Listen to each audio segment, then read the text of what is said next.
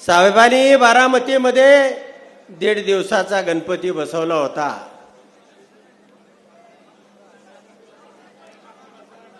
आणि हा गणपतीची लोकप्रियता एवढी वाढली होती की हा गणपती दूध प्यायचा म्हणून महाराष्ट्रभर बोलबाला झाला होता. आणि एक दिवस बातमी आली की हा गणपती दारू प्याला, भ्रष्ट झाला. आणि म्हणून साहेबांनी 1.5 दिवसामध्ये या गणपतीचं विसर्जन केलं. मित्रांनो, पण गणपतीचं विसर्जन केल्यानंतर गणपतीच्या पायाजवळ हा उंदीर मामा राहिला होता. मला वाटत होतं एखादा खटका लावून, एखादा पिंजरा लावून या उंदीर मामाचा बंदोबस्त करतील. पण साहेबांनी तर बुलडोझरच फिरवला.